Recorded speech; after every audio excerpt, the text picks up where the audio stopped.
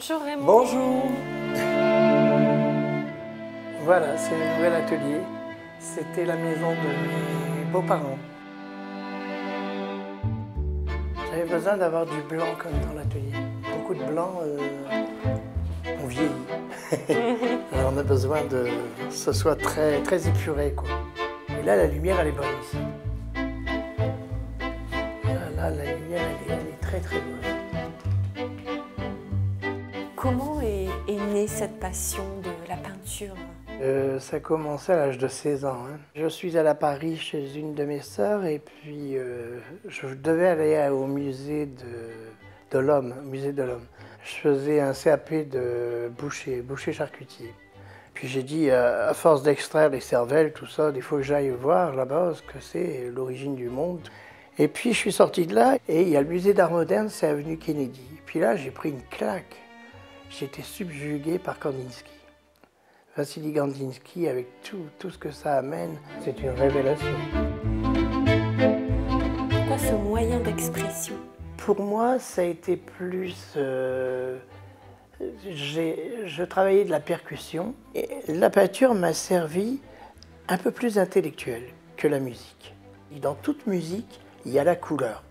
Dans la couleur, il y a ces montées chromatiques, comme les arcs-en-ciel. Et ces montées chromatiques elles sont dans les notes musicales. Et c'est pas assez. Elles viennent matérialiser la musique, parce que la musique n'est pas palpable, elle n'est pas matière. Tandis que dès l'instant qu'on travaille sur un support, la peinture, elle est là, elle vous fige.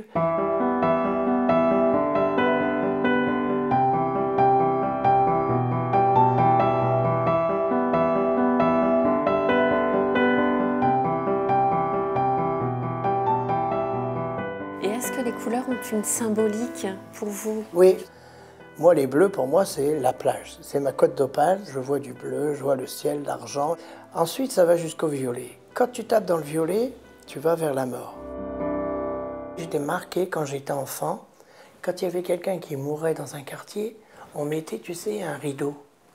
Un violet cardinal, tu vois. On savait que c'était un décès. Ça avait une signification. Toutes les couleurs.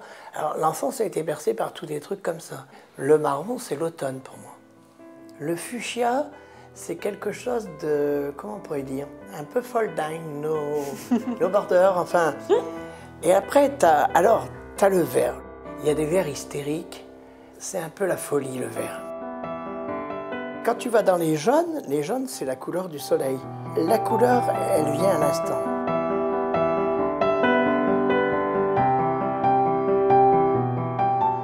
Les plasticiens, on est un peu à la recherche de la note bleue. Chez moi, j'ai eu un jardin pendant 2 ans, tout est bleu. Tout est bleu, il faut que ce soit bleu, c'est du bleu à l'âme, c'est du bleu aux femmes, c'est du bleu... Il faut que je pousse à l'extrême, par exagération, ce qui me pousse dans mes hors limites, de créer. La couleur, selon tes sensations du moment, si c'est la nuit, tu peins le silence de la nuit.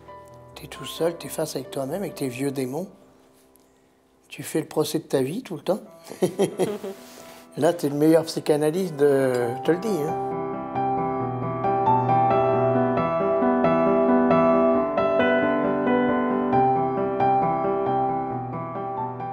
La mort, elle est toujours en moi, dans tout ce que je fais, dans tous mes contraires, dans mes... Mais la mort, c'est pas le fait aussi d'être passé à côté, de l'avoir frôlé? Oui, là, oui. Là, j'ai eu très peur, 4 mois de coma, 1 an et demi de chirurgie. Moi, j'ai joué les artistes maudits. Je fumais, je buvais et tout, et puis je me suis brûlé les doigts et c'est pas la peine. C'est pas la peine, ça vaut pas le coup. Et de bousiller sa vie, tu peux pas être objectif, tu peux plus dessiner. Mais ça a été aussi peut-être une renaissance? C'est une renaissance à chaque fois pour moi. Tous les jours, je dis merci, Virginie. Dès l'instant que je me réveille, c'est merci. Merci la vie, merci, c'est extraordinaire, tu vois. Parce que tu rencontres plein de gens. L'être humain est toujours omniprésent, hein, quelle que soit la toile. Il y a vraiment un besoin de l'autre, un amour de l'autre. Un amour de l'autre. Je me retrouve dans l'autre. Des fois, je suis déçu, mais je crois qu'en l'être humain, il y a toujours quelqu'un de beau. Et la passion, c'est aller au-devant des gens, c'est découvrir. On se nourrit d'un visage d'enfant, un petit sourire, même si on a mal. Si on a mal quelque part, qu'on vient de perdre quelqu'un, C'est la vie qui continue. Plus je vieillis, plus j'écoute la vie.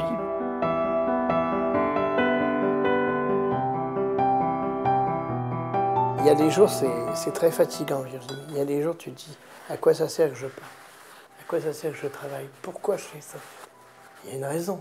Oui, mais au fond, vous le savez quand même. Oui, mais c'est ça. Je crois que les gens qui découvrent mes tableaux, ils disent « Oh, celui-là, il est beau, il était heureux ». J'ai l'impression que c'est pas le bonheur. C'est une fouille archéologique au fond de l'âme. Hein. Et ça revient sans cesse, quoi. Je crois que c'est ma mère qui me titille, ça c'est obligé. C'est ma mère. Je travaille toujours en rapport à la mer de Calais. Hein. Toujours, je suis né ici et j'ai besoin de la mer.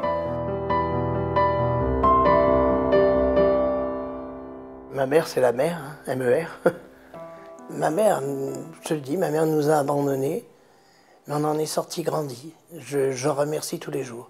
Jamais je ne dis de mal d'elle. J'ai toujours cette souffrance, cette absence. Si je n'avais pas eu le départ de ma mère, je pense que la musique l'aurait emporté, quoi. J'ai quand même continué à frapper dans la peinture, parce qu'on frappe, on se fait mal. C'est pas toujours un gage d'amour. C'est quelque chose qui vient, qui est fatigant, et à la fois qui te ressource, qui nous ressource tout le temps. C'est un combat. Je crois qu'on doit tout le temps se réveiller, se renouveler. Les années courent, mais je crois que je finirai comme Kandinsky, mon maître absolu. À la fin de sa vie, il peignait comme moi des tout petits tableaux.